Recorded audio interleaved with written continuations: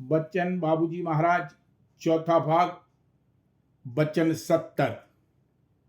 आगरा, 11 जून 1941। राधा स्वामी नाम किस तरह कुल मालिक ने आप प्रकट किया। समर्थ का मतलब। जब अनामी पुरुष ने प्रथम रूप, रंग, रेखा और आकार धारण किया तो पहले शब्द हुआ। यह कायदा है कि जब कोई शक्ति अपना इजहार करती है तो पहले शब्द यानी धुन उठती है। वही उस शक्ति का नाम है। उस नाम और नामी में कोई भेद नहीं है, दोनों एक हैं। जिस अवस्था और ताकत से वह शक्ति भरी हुई है, उसी अवस्था और ताकत को लिए हुए वह नाम है। ऐसे नाम को ध्वन्यात्मक नाम कहते हैं। जिस तौर पर और जिस रूप में प्रथम प्रकाश हुआ, यानी अनाम से नाम और गुप्त से प्रकट और निराकारी से आकारी रचना हुई, उसी की कमोवेश नकल नीचे तक उतरती चली आई है। इंसान को 5 ज्ञान यानी श्रवण, दृष्टि, घ्राण, रसना और त्वचा प्राप्त हैं, और जिस तरतीब से यह बयान किए गए हैं उसी तरतीब से उनका प्रथम प्रकाश हुआ है। इनके सिवा कोई और ज्ञान नहीं है, मगर इंसान को यह ज्ञान बड़ी स्थूल और जड़ अवस्था में प्राप्त है और औजारों और आलों में मोहताज हैं। बरक्स इसके ज्यों-ज्यों ऊपर चढ़ते और चलते जाएं, यह ज्ञान सूक्ष्म और अति सूक्ष्म और महासूक्ष्म और अत्यंत सूक्ष्म होते जाते हैं, यहाँ तक कि अनामी पद में सर्व ज्ञान स्वयं रूप में स्वतः तौर पर मौजूद हैं। इस देश में कर्म इंद्रियों की मोहताजी है, यानी कर्म इंद्रियां जब कर्म करें तब ज्ञान इंद्रियों को कोई ज्ञान हो सकता है। दयाल देश में यह मोहताजी नहीं है। वहां न कर्म इंद्रियां हैं और न कर्म करने की जरूरत है। वह कर्म रहित देश है। जब अनामी पुरुष ने अपना प्रकाश किया, यानी अपने को प्रकट किया, तो पहले शब्द हुआ, फिर रूप और आकार बना, फिर घ्राण, रसना और त्वचा उत्पन्न हुई। पांचों ज्ञानों में सर्वप्रथम, सर्वोपरि, सर्वोच्च और सर्व उत्तम ज्ञान शब्द यानी श्रवण का है। पहले शब्द है, फिर आकार और रूप है। शब्द ने आकार बनाया है। इसकी एक मोटी सी मिसाल यह दी जा सकती है कि एक बहुत ही पतले और नाजुक चमड़े को खूब खींच और तान कर ढोल या इसी तरह के किसी बाजे पर मढ़ लिया जावे और उस पर बालू फैला दिया जावे। अब उसके नजदीक कोई बाजा बजाया जावे अथवा उंगली से उस चमड़े पर चोट मारी जावे, तो उसमें गुंजार या गुनगुनाहट और जमजमा पैदा होकर बालू के दाने एक खास आकार और शक्ल में आ जावेंगे। गुनगुनाहट और जमजमा वह शब्द है जिसने बालू के दानों को आकार दिया। दूसरी मिसाल यह है कि किसी का रूप और आकार देखकर जितना हाल जाना जा सकता है, उससे बहुत ज्यादा बल्कि पूरा हाल जब जाना जा सकता है जबकि वह बोले, यानी अपना शब्द सुनावे, यानी श्रवण का ज्ञान दे। शब्द का ज्ञान दृष्टि के ज्ञान के परे और ज्यादा अंतर में जाकर है। साइंसदान कहेंगे कि रोशनी पहले दिखाई देती है और आवाज बात को सुनाई देती है, यह और बात है, इससे कुछ मतलब नहीं है। पहले शब्द हुआ और शब्द से फिर आकार बना, इसके खिलाफ कुछ नहीं कहा जा सकता। बच्चा जब पैदा होता है तो पहले रोता है, यानी शब्द करता है, देखता बाद में है। अगर बच्चा रोए नहीं तो समझा जाता है कि मरा हुआ है। जब प्रथम प्रकाश मालिक का हुआ तो पहले शब्द हुआ, शब्द से आकार और रूप बना। वह रूप निहायत खूबसूरत और सुंदर और सुहावन और मोहित करने वाला है। उसकी सुंदरता और खूबसूरती का कुछ वर्णन नहीं हो सकता। उसमें बड़ी सुडौलता, समता, खुश आवाजी, हम आहंगी और मुआफकत है। उसकी जरा सी छटा यहां आई है कि यहाँ के रूप और खूबसूरती को देखकर इंसान मोहित हो जाता है और सुध बुध भूल जाता है और होश हवास गंवा देता है। उस सुंदरता और खूबसूरती को देखने की इंसान में ताकत नहीं है। वहां का होश जागे तब देख सकता है। उस रूप के साथ चारों ओर गंध फैली, वह पद्म था। उसका पंकज खिला तो उसमें से सुगंध और खुशबू की लपटें चारों ओर फैली। यह घ्राण है, उसमें अमृत चू रहा है, अमृत की बारिश हो रही है। यह रसना का ज्ञान है। जिस हद या सीमा तक उसी दर्जे की सूक्ष्मता का ज्ञान है, यानी जो उसका मंडल बंधा वह त्वचा है। इस तरतीब में 5 ज्ञान उत्पन्न हुए हैं। नाम अथवा शब्द की महिमा हर मजहब में की गई है और शब्द ही को मालिक और खुदा कहा है। बाइबल में भी कहा है कि in the beginning was the word and the word was with God and the word was God.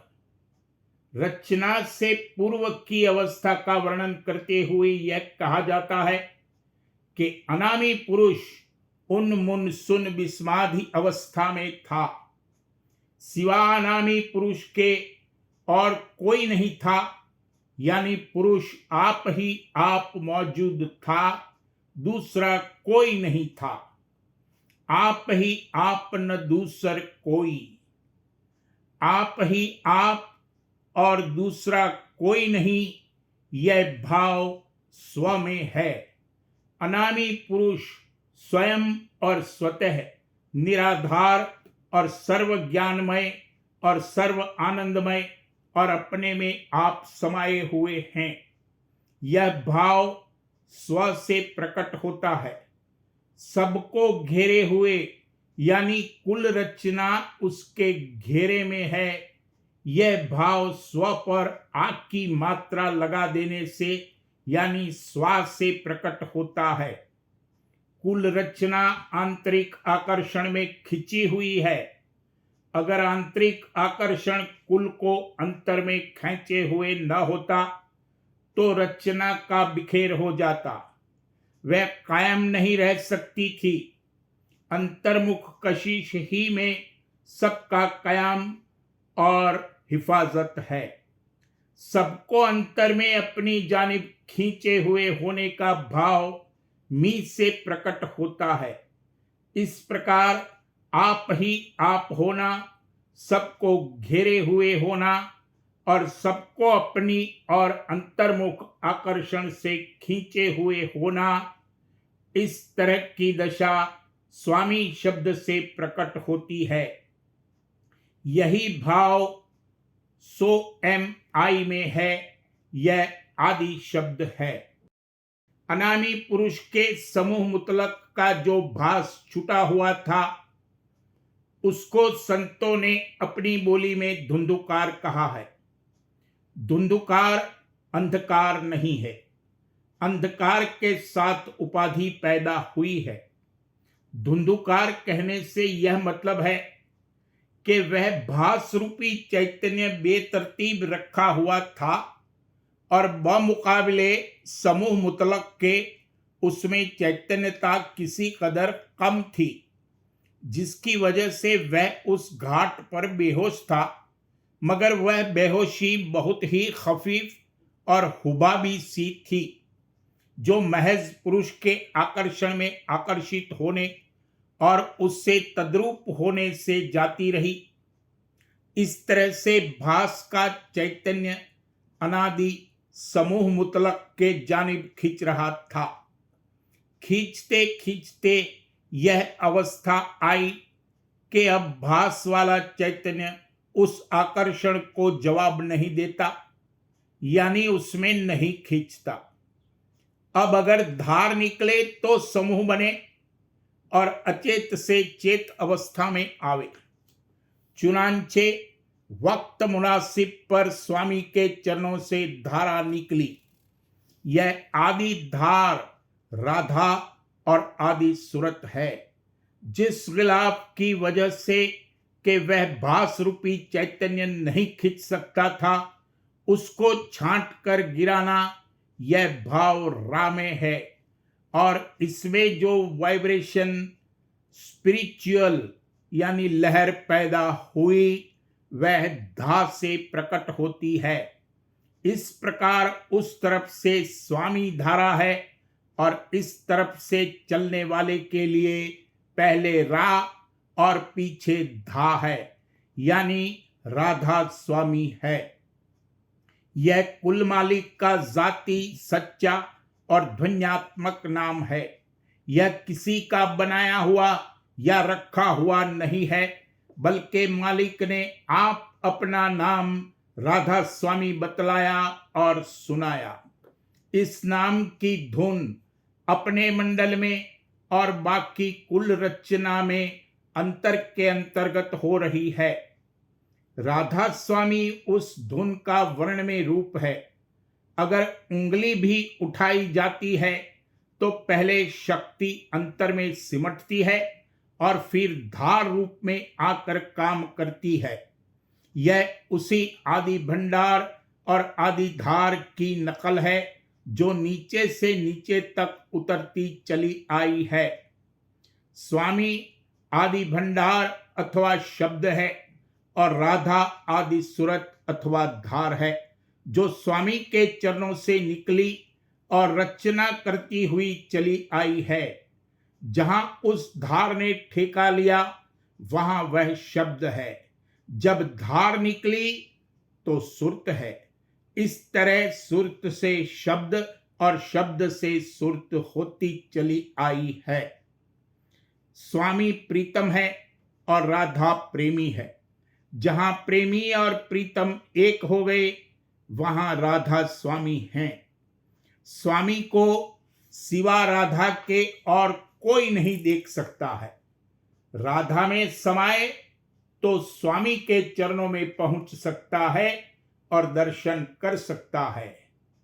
बैठक स्वामी अद्भुति राधा निरख निहार, और न कोई लख सके शोभा अगम अपार।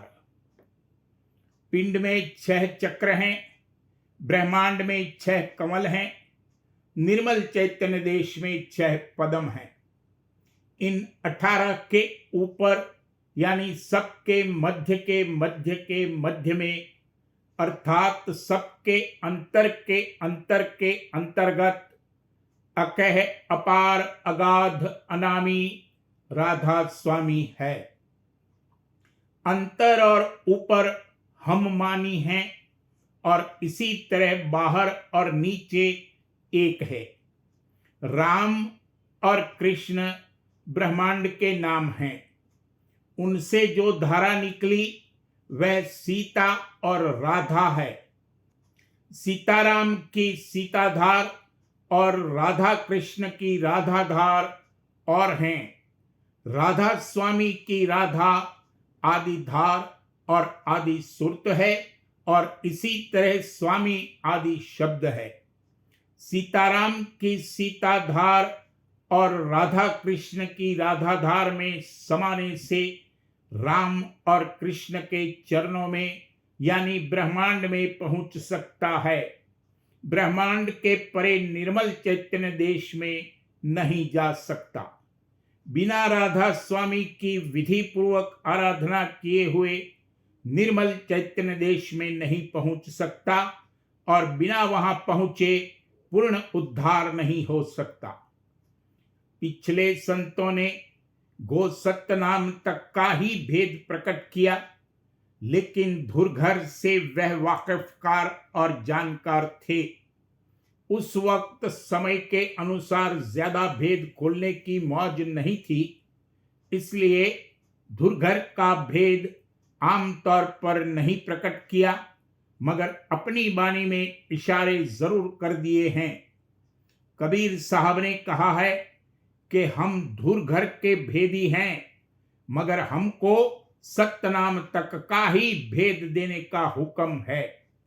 राधा स्वामी नाम का इशारा उन्होंने नीचे लिखी कड़ी में किया है। कबीर धारा अगम की सतगुरु दई लखाए, ताहे उलट सुमिरन करो स्वामी संग मिलाए। हर चक्र और कमल और पदम का एक एक देवता या धनी या मालिक है, और उसके मध्य में जो शब्द हो रहा है वह वहां का मूल नाम है। उसी को मूल मंत्र भी कहते हैं। हर जगह के मंत्र को सिद्ध करने की विधि अलग अलग है और उसी विधि से वह मंत्र सिद्ध हो सकता है, दूसरी विधि से नहीं हो सकता। मूल नाम के साथ में उसकी शाखा या धुन है। ब्रह्मांड में 2 धुनें हैं और पिंड में जो त्रिगुणात्मक रचना है 3-3 धुनें हैं। दयाल देश में नाम और धुन समाये हुए हैं, यानी अलग नहीं है, और धुन बड़ी ही सूक्ष्म है, इस कदर के अगम लोक और अलख लोक की धुन का पता और भेद नहीं दिया जा सकता। सत्यलोक में आकर धुन का पता चलता है। वहां का नाम सत्यनाम और धुन बीन है। भंवर गुफा का नाम सोहंग है और वहां बांसुरी की धुन है। यहां तक पुरुष और स्त्री संख्या और दायां बायां नहीं है। ब्रह्मांड में दायां बायां शुरू हो गया और वहां 2-2 धुनें हैं। सुन्न का नाम रारंग है, वहां किंगरी और सारंगी की धुनें हैं। सहस्दल कमल का नाम निरंजन है और घंटे और शंख की धुनें हैं। इसके नीचे 3-3 धुनें हैं। दयाल देश में धार और भंडार और सूरत और शब्द दोनों एक हैं। वहां धार कभी भंडार से अलहदा और अलग नहीं हुई है और न उसका रुख बदला है। रुख उसका अंतर्मुख ही है। धार निकलने का मतलब सिर्फ इतना ही है कि उसका असर फैला, यानी असर का पसार हुआ, और पसार भी इस मानी में है कि अंतर का चैतन्य विशेष चैतन्य था और उसका गिलाफ कम चैतन्य था, इसलिए अंतर का चैतन्य ज्यादा खिंचा और दूर तक खिंच गया और गिलाफ कम खिंचा और पीछे छूट गया। जैसे 2 नावें एक ही तरफ चल रही हों, मगर एक ज्यादा तेजी से चलती है और दूसरी कम चलती है, तो वह पीछे छूट जाती है और मालूम होता है कि वह उल्टी तरफ चल रही है। गो हकीकत में ऐसा नहीं है। उसी तरह से गिलाफ खींचा तो अंदर ही की तरफ, मगर चूंकि कम चेतन था इसलिए कम खींचा और पीछे छूट गया। इसी को पसार और असर का फैलना कहा है। दयाल देश में रुख नहीं बदला। जहां से रुख बदला वहां से अंधेरा और उपाधि और खराबी पैदा हुई। दयाल देश में केवल चैतन्य ही चैतन्य और प्रेम ही प्रेम है। उसके दर्जे और जोर यानी विशेषता में तो फर्क है, मगर उसकी जात और जौहर में फर्क नहीं है, यानी किसी तरह की मिलौनी नहीं है। जैसे 100 बत्तियों की रोशनी और 1000 बत्तियों की रोशनी के प्रकाश में कमी बेशी का फर्क जरूर है, मगर अंधेरी किरणियां शामिल नहीं हैं। समर्थता और बल में फर्क है, दोनों एक नहीं हैं। समर्थ केवल पुरुष है या उसकी अंश सुरत भी समर्थ है। समर्थ होने के यह मानी नहीं है कि उटपटांग कार्रवाई की जाए। जैसे किसी ने कहा कि अगर मालिक समर्थ है तो यह क्यों नहीं कर देता, वह क्यों नहीं कर देता, अथवा यह कि सामने चिड़िया बैठी है, उसको उंगली बताई जावे और वह मर जावे तो समर्थता जानी जाए। यह मूर्खों की मूर्खता और नादानी की बात है। मालिक समर्थ है, सब कुछ कर सकता है, मगर वही काम करता है जिसमें कुल रचना को बेहतरीन फायदा और नतीजा हासिल हो। समर्थता इसका नाम है कि बिना सोच और विचार के आप से आप स्वयं रूप में और स्वतः तौर पर स्वाभाविक शक्ति का इस तौर पर इजहार हो कि उसकी चेष्टा से सबको ज्यादा से ज्यादा लाभ प्राप्त हो। समर्थ पुरुष को सोच विचार करने की जरूरत नहीं है। जहां से सोच विचार कर काम करना शुरू हुआ, वहां से उपाधि और खराबी पैदा हुई, और यह उस जगह पैदा हुआ जहां से बहिर्मुखता और आपा शुरू हुए, यानी सुरत और शब्द की धारें अलग अलग हुई और अलग अलग मतलब कायम हुए। हमारा मतलब कुछ और, तुम्हारा मतलब कुछ और। इस तरह की जहां कैफियत और दशा है, वहां सोच विचार है। दयाल देश में केवल एक प्रेम या चैतन्य या सत्य है और केवल एक अर्थ है। वहां सोच विचार का कोई काम नहीं है। हमरे देश एक सत्य नाम, वहां विचार का कुछ नहीं काम। यह भी कहा है वहां प्रेम ही प्रेम रहान, और भी कहा है एक एक में कहा विचार।